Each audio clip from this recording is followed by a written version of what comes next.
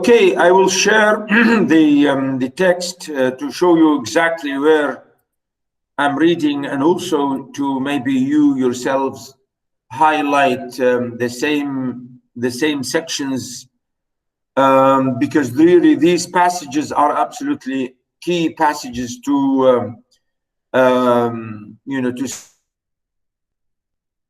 see the importance of what Marmeladov really is saying. As I said, this section is very important because Marmeladov really talks and summarizes all the questions raised by by Dostoevsky concerning alcoholism and concerning drink and being drunkard, and the sense of responsibility and his sense of guilt towards his daughter, because it was his own problem which led, really mainly directly, he was responsible for what happened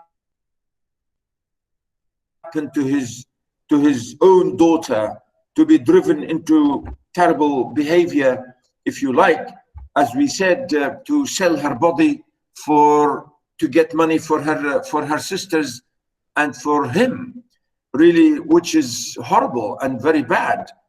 And as I say, he feels completely guilty, absolutely overridden with guilt. And he says that. That's why he said, you know what he said last time about himself. He said, I am a beast. Remember, the last line he said, this is my fate, and I'm such a beast. You know, really is very effective here to say that. And again, you know, he said he wants us maybe to forgive him when he said, well, this is my fate, you know, my destiny, my luck. Again, really here we have a big question. Really, we have a big question here. Sometimes, is it really fate? Is it destiny? Or do you make your fate, or you make your destiny? And really, this is a big question here. The novel maybe is raising to say, well, it is fate. What can I do? In other words, sometimes, you know, being fated, doesn't mean you have to sit back and relax and do nothing. You know, as if to say you are not responsible. So really the action, all the terrible action that he did, of course, he's saying such is my fate, but it's not really true, because he did it and he is responsible for that, to be always, you know, trying to, you know, all the time to keep the same thing, which is, you know, being you know, a drunkard. And this passage here, as you see, maybe again he said it, I think, in a very funny way. I think is his own philosophy, and I think it's the philosophy of those, as I said, those really, if you like, people who want us to understand their problem, and maybe to forgive them, and maybe to understand their situation, to understand their psychological situation, to say, I tried and tried and tried, but I couldn't help it. You know, it's my fate, I couldn't help it. And, you know, as I say here, I'm saying that's not completely true.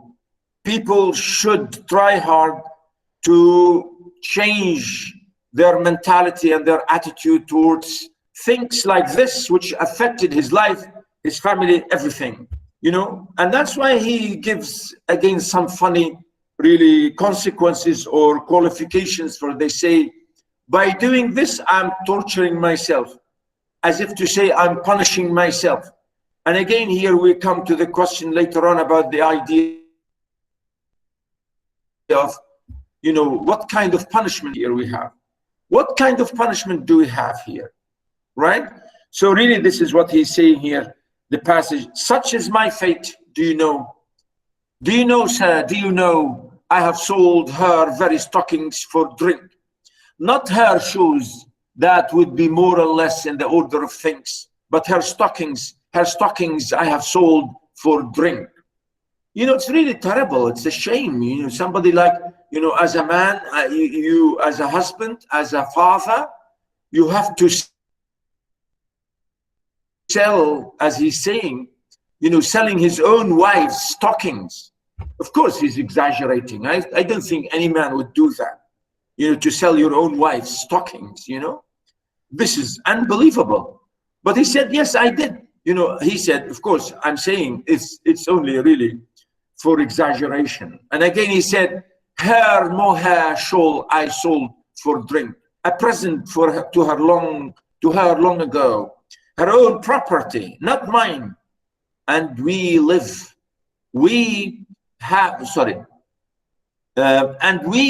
in a cold room, and she caught cold this winter and had begun coughing and spitting blood too. You know, when you get a disease like here, of course, later on, and I think he said it here, it's consumption. As I said, this is a terrible disease in the past, and that's why she died with this disease, consumption, or it's called tuberculosis. In Arabic, we say asil, which is really, you know, in those days, it was a killing disease. And, you know, he knows, you can see the guilt, you know, now he's expressing to some extent about that. Notice he said, we have 3 little children, and Katrina Ivanovna, and notice here he always mentions her full name, Katrina Ivanovna, you know, to say, you know, that he really respects her. When you really love someone and respect someone, you give them by their full name. Yeah, and really this is the interesting thing here. He said the way she was working is miserable. Notice again, he said, do you suppose I don't feel it? And the more I drink, the more I feel it. That's why I drink too. I try to find sympathy and feeling in drink. I drink so that I may suffer twice as much. Now, this is his philosophy, you know, and I think, as I said, this is a crazy philosophy, you know, really, this is a stupid philosophy. I drink so I can forget. And he said, I drink because I feel it, meaning the guilt. And they say, I drink because I want sympathy. And I want, again, to feel the thing. And, you know, you say, I drink because I suffer, because I want to suffer, or like to punish myself. You know, that's why I'm saying this is really a stupid philosophy. I think it's, to me, it's crazy thing to say. And I think this is an excuse. It's an absolutely excuse. Has nothing to do with, you know, the real thing, you know. And that's why really we don't agree with him. And that's why later on in the novel, you can see very quickly in the novel, he gets killed by a carriage. Again, here he was speaking, remember, he's saying all this to Raskolnikov, and Raskolnikov was again looking at him and studying him, you know, to see what's going on here about, you know, this man, and he's really amazed by him. And again, he look at the next paragraph, you know, there are nice things that again, he said, I see in your face, I read some trouble of mind. Why you came in, I read it. That was why I addressed you at once. Here again, Marmeladov is saying to Raskolnikov, saying, I know why you are here in this tavern. Maybe you have the same problem like me. Now, what's wrong with you? Can you tell me? And here again, he goes on to tell about his wife and about his daughter and about her education and all this. Really, it's really very, you know, he's really very honest the way he talks about his wife and about his own family. Notice, yes, she is a lady of spirit, proud and determined. Such she scrubs the floors here herself and has nothing but bread to eat and so on. You know, the way he describes his wife, and again, he tells the way he married her. Notice, she married her first husband And here he tells about, again, more about his wife. And I think this is important to see what kind of character really his wife is, and he himself and his daughter. And this is, as I said, very important to read and to know about that. Again, you know, the idea, I think, I don't know, the question here about he's speaking or talking about something to do with gambling and being a gambler. And I think this is one of the big novels that he also wrote. It's called The Gambler. So again, notice here what he's talking about when her husband, you know, died. Notice her relations had all thrown her off, and she was proud, too excessively proud. You know, saying here how her relations didn't really, you know, take care of her or pay attention to her, or, you know, look after her after losing her husband. And really, this is very bad, and this is terrible. And that's why he said, I married her, you know, because, you know, I want to look after her. And really, this is a very interesting and noble thing, of course, by him. Notice, she was proud, too excessively proud, and then honored her, and then I, being at the same time a widower with a daughter of 14 left me by my first wife, offered her my hand, for I could not bear the sight of such suffering. So notice, you know, he's giving again his own reasons why he married his you know, wife, because he himself, being a widower, again, meaning himself lost his wife. So, you know, it was sort of an important occasion for him maybe to accept this idea. And he goes on about this, asking Raskolnikov, always saying, do you understand, sir? Do you understand what it means when you have absolutely nowhere to turn? No, that you don't understand yet. Maybe he goes on again and again. I think, I don't know if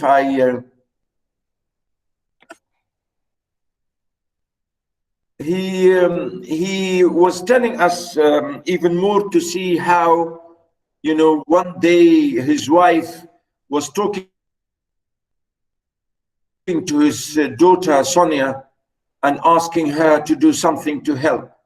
And really, this is again very emotional and melodramatic, really very emotional and very melodramatic thing to say how Sonia was, if you like, and we know she was pushed, completely pushed by her stepmother to go into this business of selling her body. And again, notice here, he said this at the end of page 11, and Katerina Ivanovna, walking up and down and wringing her hands, her cheeks flushed red, as they always are in that disease. Here you live with us, she says. You know, here, of course, she's talking, here, Katerina, his wife, speaking to Sonia and saying to her, you live with us. You eat and drink and are kept warm, and you do nothing for help. You know, again, really, this is, as you can see, I highlighted all this, you know, this section. Somebody once coming in? Yeah.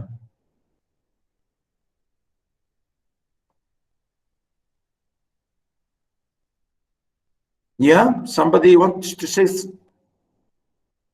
somebody saying something? Okay. Notice here, she's asking her really, as you can see, to go to do something. Of course, as I said, this is the urge and the really what I say, the pushing, if you like, she continually done to drive her to this business of prostitution. And such she gets to eat and drink when there is not a crust for the little ones for 3 days. I was lying at the time. Notice here, he himself, you know, he, of course, this is all this speech by him. He said, I was lying meaning I was drunk. And he said it. Well, what of it? I was drunk, lying drunk, and I heard my Sonia speaking.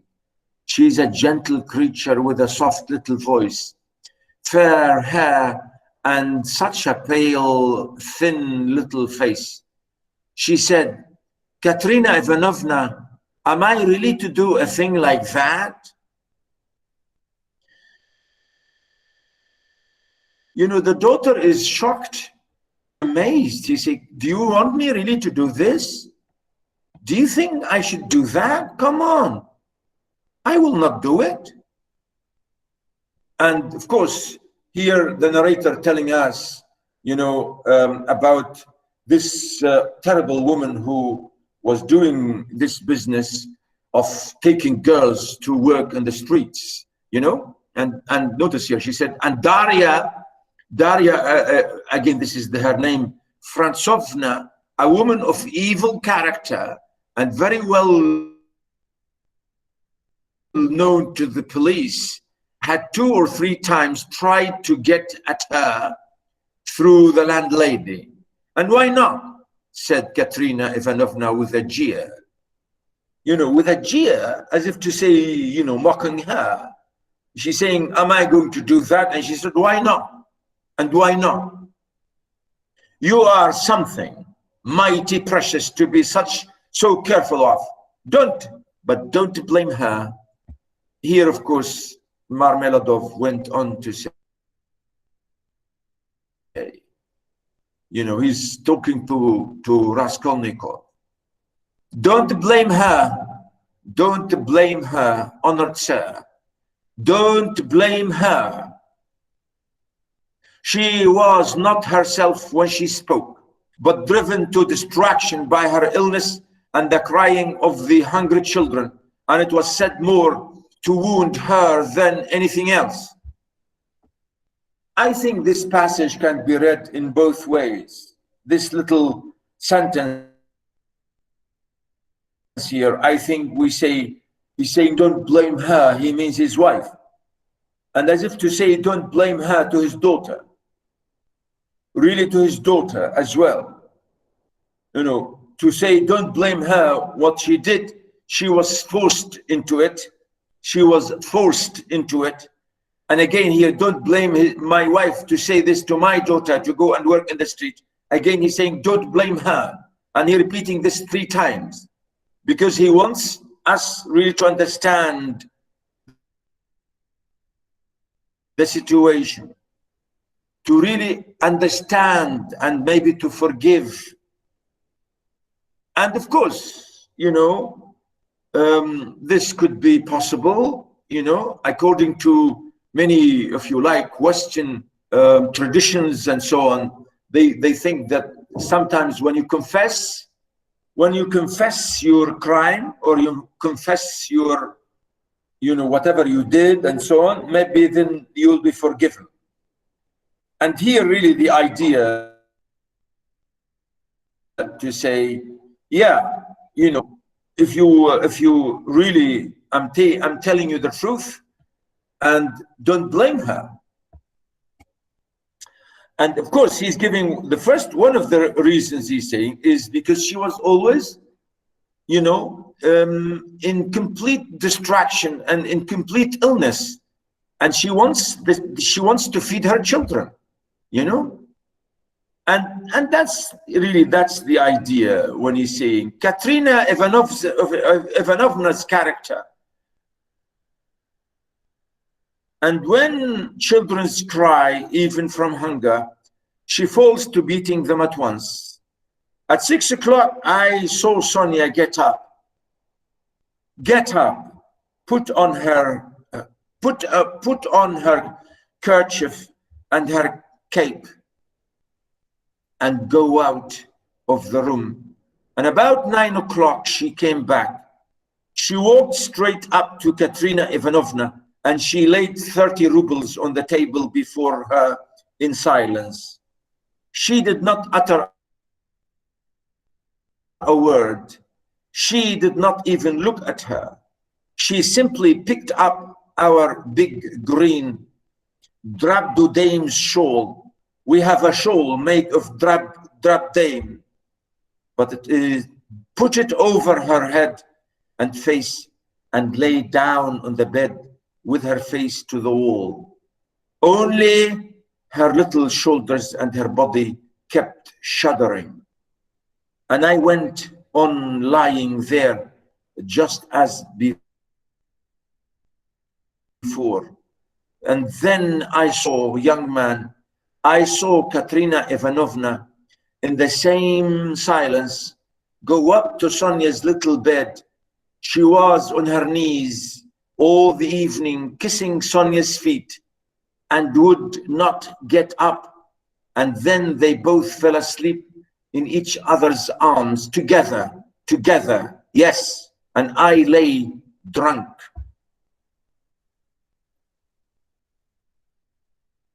I think this is very, very amazing and very emotional in a way to say, what a terrible. He's exactly telling the truth about what is his situation and his wife and his girl, how she was driven into this terrible thing, right? And, you know, he goes on and goes on and goes on to tell the story, how the whole thing was changed and really led. Sometimes here, his landlady, he said, really, they were nearly kicked out of the place, or at least they wanted to give his daughter a ticket to say that she is, you know, like a businesswoman or somebody who works in the streets, and, you know, which is really an ugly thing. And notice here, he says this in the next few really pages, and as you can see, really, I can't read everything here, really, you know, but you know, it's amazing. Here, for example, he mentions something about, you know, his question about responsibility. Here, notice at the end, he said they finally gave his in a sense,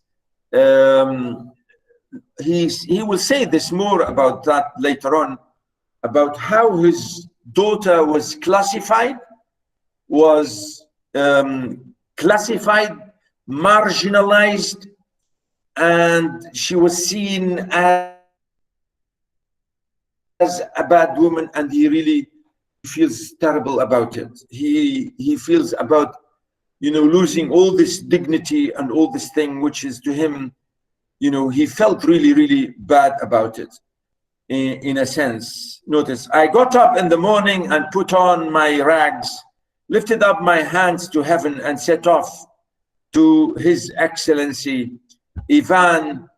This is, of course, after this scenery, he went to go back to his master,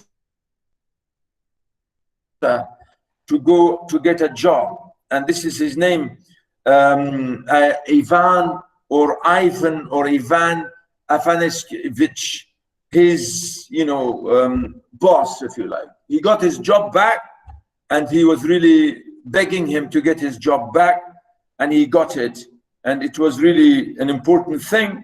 But of course, we know, you know, this didn't last. Look here at how he said, I'll take you once more on my own responsibility. The man told him, I'll take you back to your job. And that's what he said. Remember, he said, and now you go on.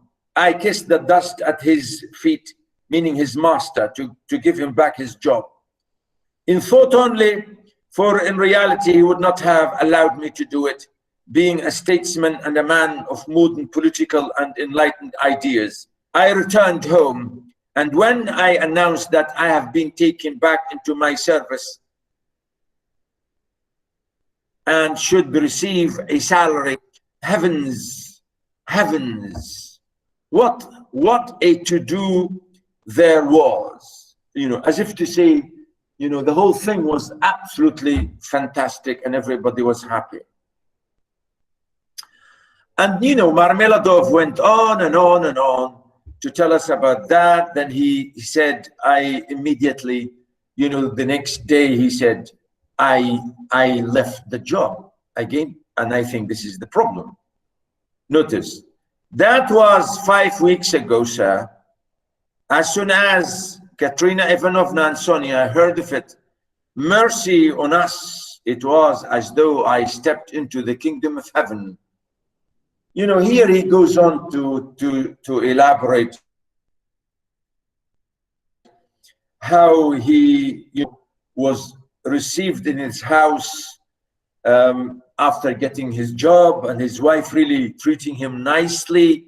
You know, when he said, for example, notice he, you know, when he's repeating how, notice he said, everybody in the house, notice they were walking on tiptoe, hushing the children, as if to say his wife now really is treating him like a real gentleman. She wants him to get his rest and so on, a working officer, if you like.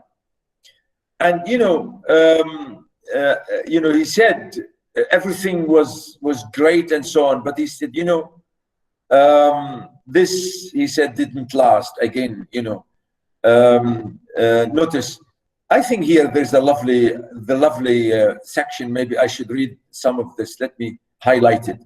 The first morning I came back from the office, I found Katerina Ivanovna had cooked 2 courses for dinner. Soup and salt meat with horseradish, which we had never dreamed of till then. It's a shame, really. You can see here, really, it's a shame how, you know, he's saying that we never really had real food. And now, you know, at least after the first job, you know, he's saying this. I think this is lovely. Please read all this, because as I said, I really can't read all that for you. But look at the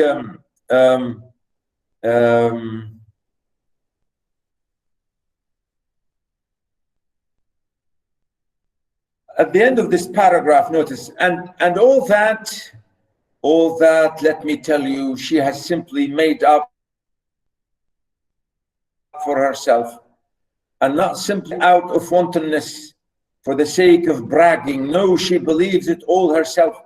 She assumes herself with her own fancies. Upon my word, she does. And I don't blame her for it. No, I don't blame her. 6 days ago, when I bought her my first earnings in full, 23 rubles, 40 kopecks together, she called me her puppet. And she said, my little puppet.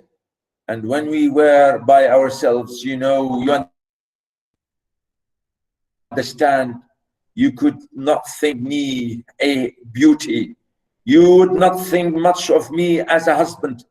Would you? Well, she pinched my cheek, my little puppet, she said. Really, he's mocking his wife. You know, when wives, you know, treat their husbands like, you know, like their kids, when they are happy with them here, and you're using the word puppet, because now he's coming back to be a real man and working, you know. Oh, really, this is a lovely example to say how she's really happy that he is now a real man. But again, as I said, this didn't last only for a while. And he said it here, of course, in the next few lines, and I think in the next paragraph here, he said it, that he took all the money and he ran away, and he, you know, start drinking. And he said it here, really. He said it here in the next, notice, Marmeladov struck his head, his forehead with his fist, clenched his teeth, closed his eyes, and leaned heavily with his elbow on the table. But a minute later, his face suddenly changed, and with a certain assumed slyness and affectation and bravado, he glanced at Raskolnikov laughed and said, this morning I went to see Sonia. I went to ask her for a pick-me-up. For a pick-me-up. He, you know, as if to say, he's mocking himself. And again, you don't say she gave it to you. He cried to the newcomers. He shouted the words and went off into a guffaw. Really, he's very angry that he went back to his sister, to his daughter, and begged her for money. And he said, she gave me. She gave me. Notice he said, this very court was bought with her money, Marmeladov declared. You see, this is really amazing. Okay? He's saying, despite everything, I stole the money and I ran away now for 5 days, and still my daughter feels sorry for me and she gave me some money. And he said, notice he said it, 30 kopecks she gave me with her own hands. Her last, all she had, as I saw, she said nothing. She only looked at me without a word, not on earth, but up yonder. They grieve over men. They weep, but they don't blame them. They don't blame them. But it hurts more. It hurts more when they don't blame. 30 kopecks, yes, and maybe she needs them now, eh? What do you think, my dear sir? For now, she has got to keep up her appearance. It costs money. That smartness, that special smartness, you know, do you understand? And there is a pomatum.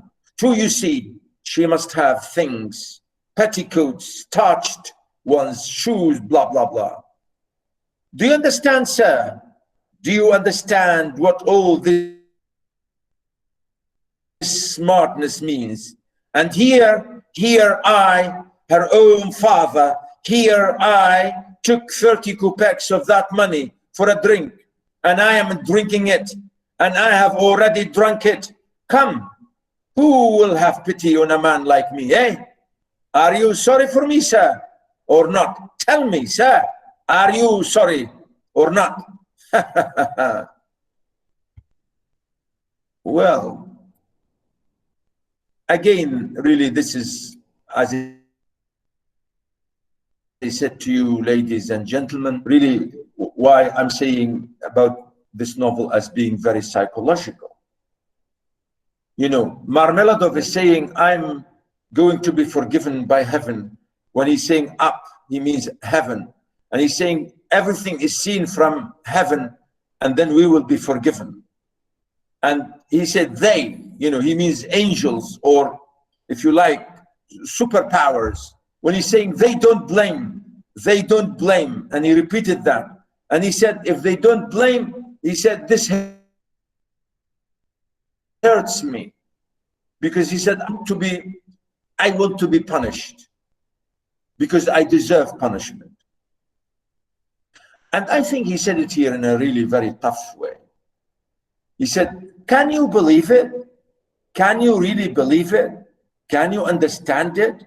How terrible I am, how horrible I am, how ugly I am, how mad I am. I'm taking my own daughter's money, filthy money, horrible money, the money that she gets by selling her body. And do you know, he said, what it means? She has to sell her body, and she has to use all this makeup only for me, to get money for us. Can you understand the ugly thing that she is doing only for us? How can you know, how can you know, anyone, how can anyone accept this and believe this and would do this? And that's why he's saying always, do you understand? Do you understand? And please understand me. And he said, you know, and that's why he said, you know, I have already drunk it. Will you have pity? I don't know. I don't pity him. I don't know.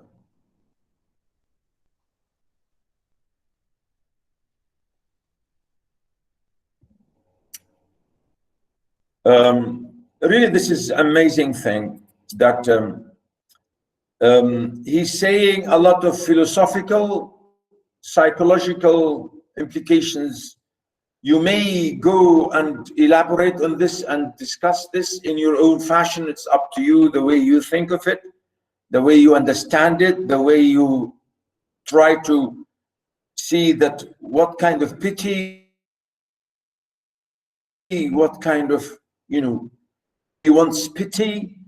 And we say, you know, we say sometimes, you know, we say, even us, we say God forgives, you know, yeah, we say, you know, Allah Ghafurun Rahim, Ghafurun Rahim.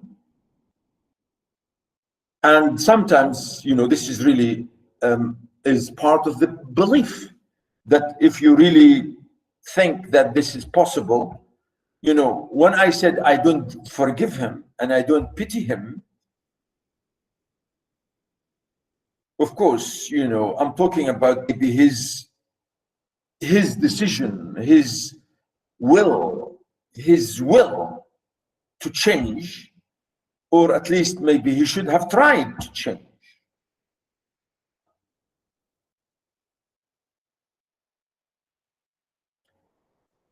And you know, he said, if you like, somebody said to him, why, what are you to be pitied for? Why should you? Again, he said again, a very lovely passage here, absolutely lovely passage. Really lovely passage here. I will highlight all of it. It's an unbelievable. Notice, why am I to be pitied, you say? Yes, yes, there is nothing to pity me for. I ought to be crucified on a cross, not pitied. Crucify me, oh judge, crucify me, but pity me. Crucify me, but pity me. I want to myself to be crucified, for it's not mercy making I seek, but tears and tribulation. Sorry, tribulation. Do you suppose you that sell, that pint of yours has been sweet to me? He's saying, he's talking to the man in the bar owner. He said, I'm not asking you to pity me. You want, I need to be crucified, to be killed. And he said, you are selling me this drink. Do you think I enjoy this thing you are selling me? He said, this pint of sweet to me, it was tribulation. I sought at the bottom of it tears and tribulation, and have found it. I have tasted it, but he will pity us. Again, you know, I think as again Dostoevsky here is using a lot of philosophical, religious, Christian, really Christian, Christ-like attitudes to say he will forgive us. And again, tribulation and all this. Any question? Notice he said, he means God here. That's why capital H. He will pity us who has had pity on all men. On all men who has again, notice really, who has understood all men and all things, Again, the word who, capital W, really to mean God. Allah al-Wahid al-Ahad, who has had pity on all men, who has understood all men and all things. He is the one. He too is the judge. He will come in that day and he will ask, where is the daughter who gave herself for her cross? Consumptive stepmother and full children of another. Where is the daughter who had pity upon the filthy drunkard? Upon the filthy drunkard, her earthly father, undismayed by his beastliness. And he will say, come to me, I have already forgiven thee once. I have already forgiven thee once. I have forgiven thee once. Thy sins, which are many, are forgiven, for thou hast loved much. You know, he's quoting as if to say that God will say this, and he's quoting what God will say to him and to his wife and to his family, that he's going to forgive him. He said, we'll forgive you because, you know, you showed love. The sins which are many are forgiven thee, for thou hast loved much. I will forgive you because you have loved too much your wife, kids, and daughter. And he will forgive my Sonia. He will forgive my Sonia. He will forgive. I know it. I felt it in my heart when I was with her just now. And he will judge and will forgive all, the good and the evil, the wise and the meek. And when he has done with all of them, then he will summon us. You will come forth, he will say. Come forth, ye drunkards. Come forth, ye weak ones. Come forth, ye children of shame. And we shall all come forth without shame and shall stand before him. And he will say upon us, you are swine, made in the image of the beast and with his mark, but come ye also.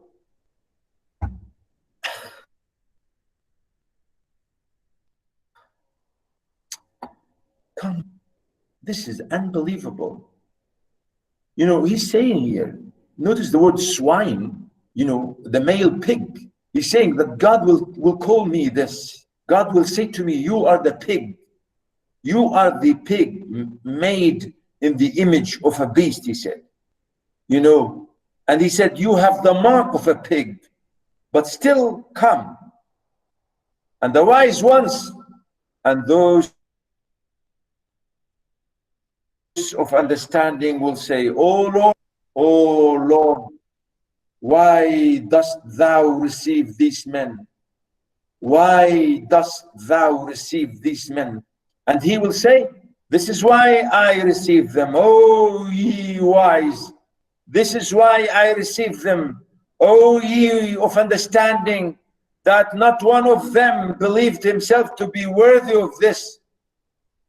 And he will hold out his hands to us, and we shall fall down before him, and we shall weep, and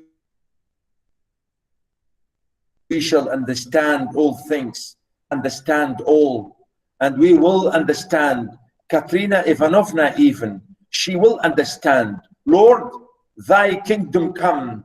And he sank down on the bench, exhausted and helpless, looking at no one, apparently oblivious of his surroundings, and plunged in deep thought. His words had created a certain impression. There was a moment of silence, but soon and oath were heard again. That's his notion.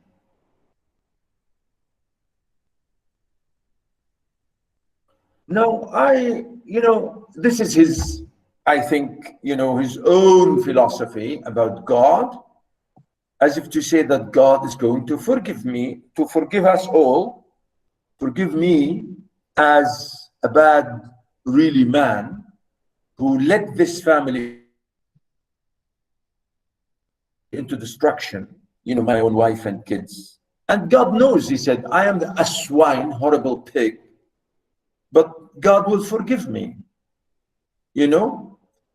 And he said, God will forgive us. Of course, hopefully we will be forgiven. And that's why here, the narrator really mocked him to say they were laughing at him.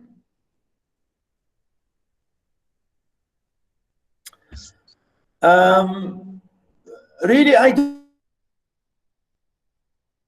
don't know. I mean, there are so many things here about this passage. It's really an unbelievable passage. Many people think this is a very religious passage. Somebody say, well, if you believe in Christianity, if you believe in religion, and if you believe in God and so on and so forth, really you will understand that in a strong way. Let me just a second. I want to put off this.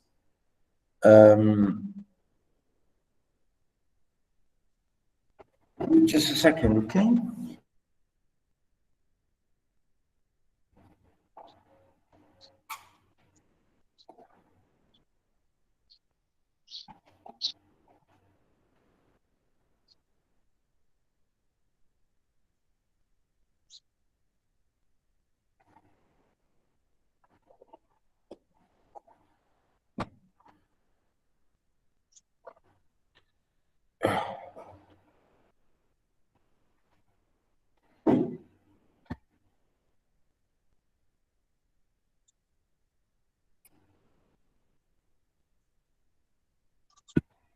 Really, here in the next few passages, at the end of the day, as I said, really, I can't read everything. He started talking to Marmeladov and discuss with him, and he decided to take him home. Raskolnikov decided to take Marmeladov home, and he takes him here, and his wife really was very angry. Notice here in the next, Raskolnikov recognized Katerina Ivanovna at once. She was rather tall, slim, and graceful woman, terribly emaciated. And here the narrator giving us, maybe if I highlight this section, really is quite important to see about her appearances. Here, this section, if I just, quickly, this is to describe again Katerina and the way she came and the way she received him and the way she treated him, the way, notice, here when she told him you came back, notice here, she told him the criminal, the monster. Notice here, she was really very angry with him. Here in this section, she told him, where have you been? You took the money, you horrible, where is your clothes? He sold his clothes and everything. And I think this is an unbelievable thing. And we see here where Katerina really,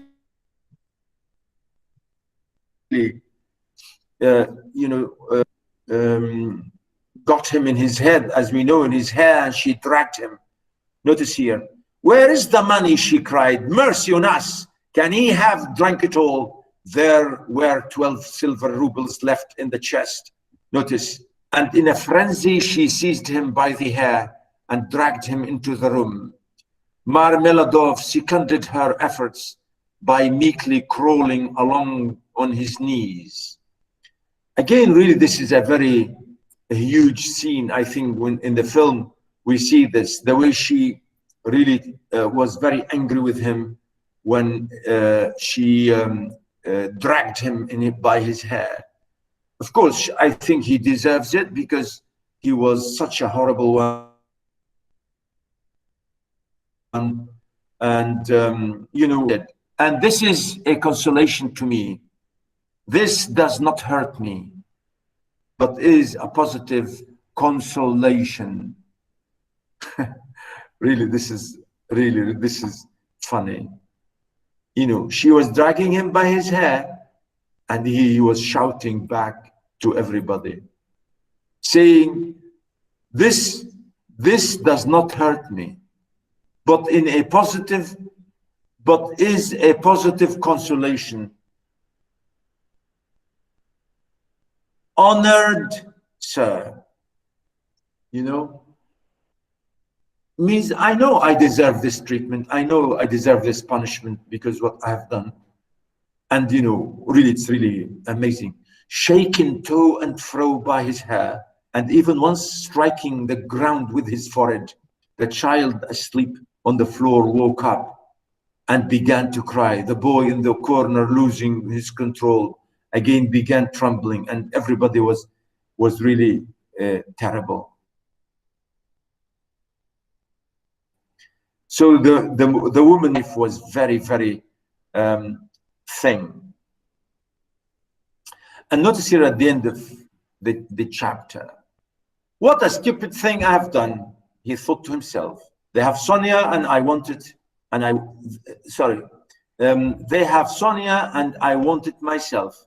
But reflecting that it would be impossible to take it back now, and that's my case. Any case, he would not have taken it. He dismissed it with a weight and went back to his lodging. Sonia wants Sonia, and he was repeating what he was saying, of course. Sonia wants pomatum too, he said as he walked along the street and laughed. Again, such smartness costs money. You know, here he said what Raskolnikov had some money, and I didn't read it up before. As you can see, I really can't read everything. So he has only few pieces of, he put it there on the table and he left. And really, notice here, he said, digging, hunting, for there's always a risk, hunting big game, digging for gold, and they would all be without a crust tomorrow except for my money. Hurrah for Sonia. What a mine they have dug there. They are making the most of it. Yes, they are making the most of it. They have wept over it and grown used to it, grows used to everything. The scandal.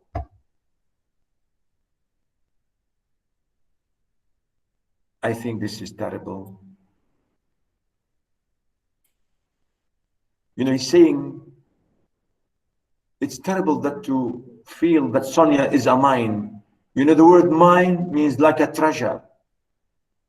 I say, what terrible treasure? What are you talking about? In what sense she's a treasure? It's a horrible business. It's a hunting. He said, notice, hunting. And you are digging for gold. What gold? And people think about it is just money. And we say, hurrah for Sonia, you know, as if to say, wow, bravo. No, he really means exactly the opposite. He is saying this in a horrible, mocking, sad, melancholic, absolutely ironical way. It's not hurrah for Sonia. It's terrible. What kind of mind? What kind? And he said, what man are we? What society are we?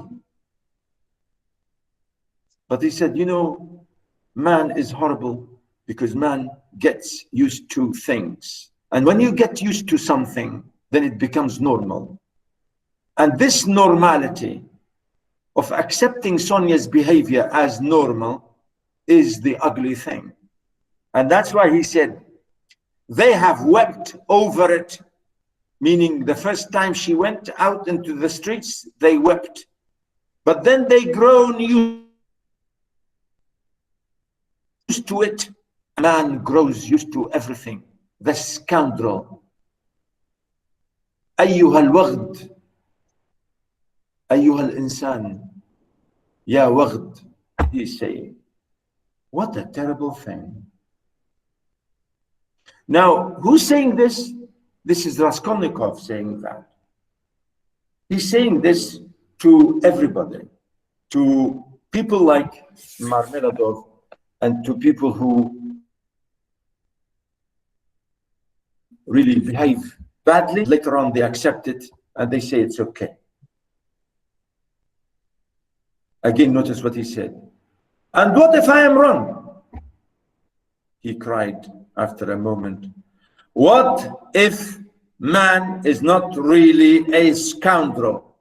What if man is not really a scoundrel? A man in general, I mean, the whole race of mankind. Then all the rest is prejudice. Simply prejudice, simply artificial terror. And there are no barriers. And it's all as it should be. You know, again, I think this is to do with hesitation. He's saying as being scoundrel and being horrible and being ugly and being blah, blah, blah. And maybe say no, maybe not. Oh, no, maybe yes. And, you know, this idea of changing his mind all the time is an important key question throughout the novel. Throughout the novel, he's always hesitating and changing his mind and switching his mind. And I think this is an important section here. In chapter 3, really, we find a lot of details again. And in a way, here we find the scene when he was, again, just maybe to highlight one word here, irritable and ill-tempered. Again, to say here, looked with hatred at his room. It was a tiny cupboard room. Again, you know, the same thing. He comes back to his room in a really ugly way, and he feels absolutely claustrophobic, as if something is killing him. Something really is trying to smother him or strangle him. And here we are, you know, we see him like in delirium, in absolutely, you know, like being sick. And here we see his you know, the maid in the house. Again, notice the word disorder. I think this is, again, a good word to remember about him, that everything is being lost, in a sense, is being in torture and in, you know, really everything.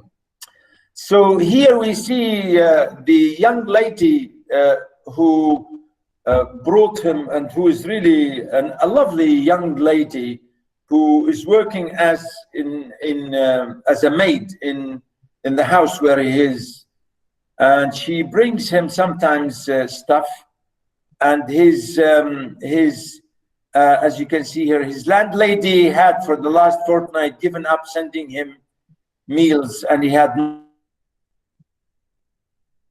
not yet thought of expostulating with her. Though he went without his dinner, Nastasia, the cook and only servant, was rather pleased at the lodger's mood, and had entirely given up sweeping and doing his room. Only once a week or so she would stray into his room with a broom. She waked him up that day. So Nastasia, young lady who is really a nice young girl who looks after him sometimes, and she brings him something. And here she came here to see him and to give him something like food. And later on, she was telling him about what's going on and about his, you know, landlady. and she brought him a letter from his mother. She gave him something to eat here, and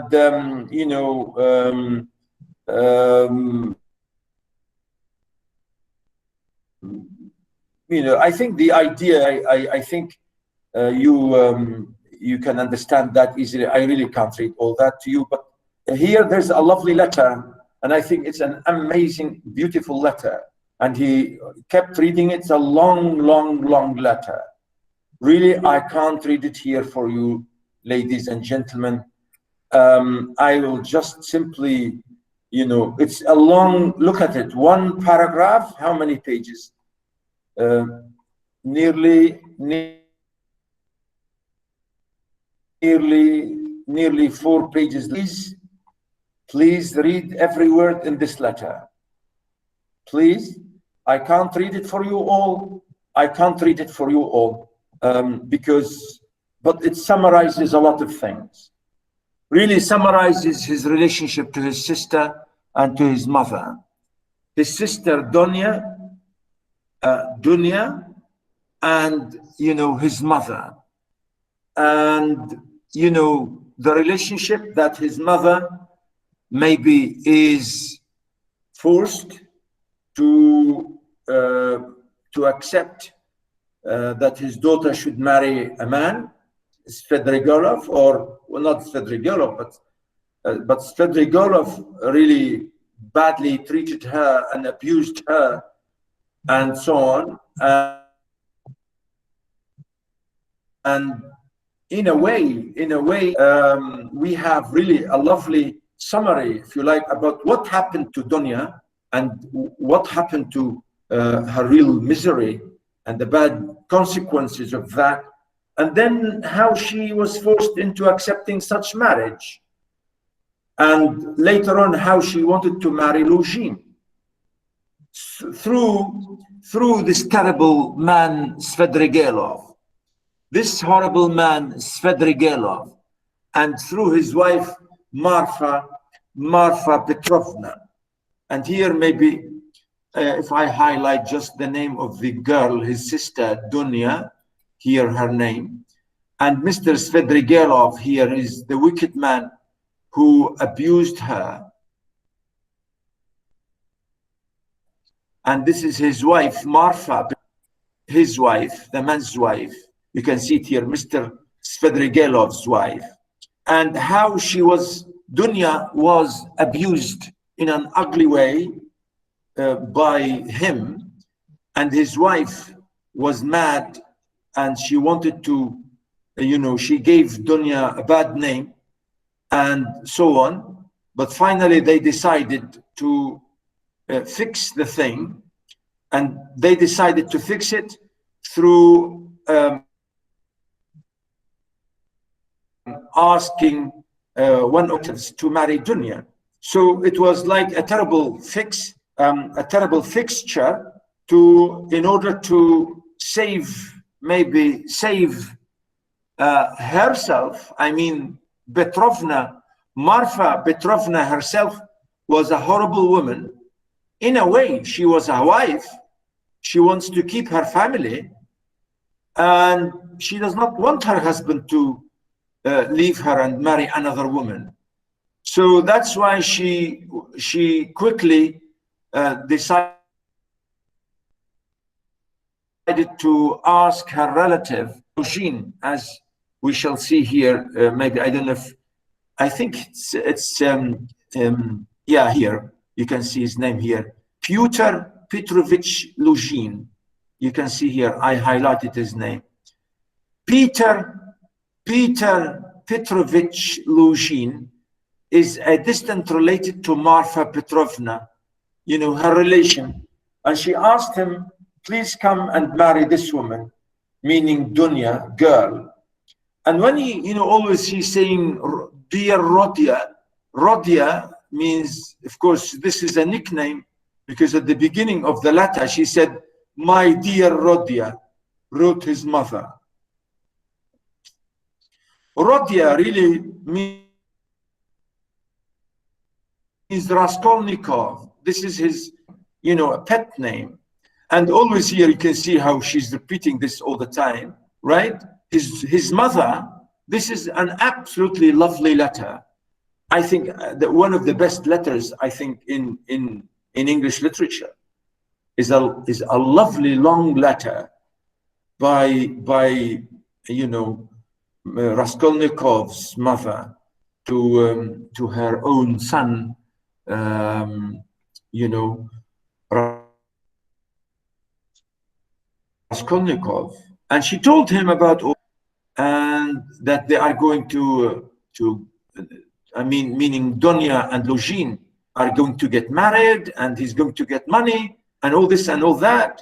And he went on, and you know, again at the end of this long letter, you know, here of course she signed the letter, "Yours till death, Pulcheria Raskolnikov." This is his mother's name, Pulcheria Raskolnikov.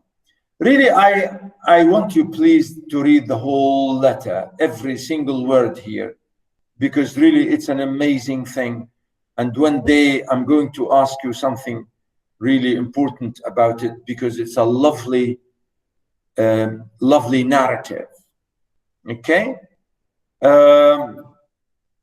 Of course, Raskolnikov was absolutely mad about this, and he wanted to do something. And he decided, you know, the next chapter, he decided to say things really in a crazy way. And he said, "I'll read this, only these lines, and then I will leave you. Never such a marriage while I am alive, and Mr. Luzhin be damned." He said, "I will never allow such a marriage. And even this man, notice, while I am alive, right? Meaning I will never allow it as long as I am alive. Luzhin can go to hell. You know, that's the idea. Mr. Luzhin be damned." And I think, yeah, as a brother, because he's, you know, thinking that she's doing it for him. And I think here, really, he said so many things. Please read all that for next time, because really, it's, again, it's lovely. I will talk about it next time. Well, really, that's it for today, ladies, I think, because I've talked a lot, and I will stop.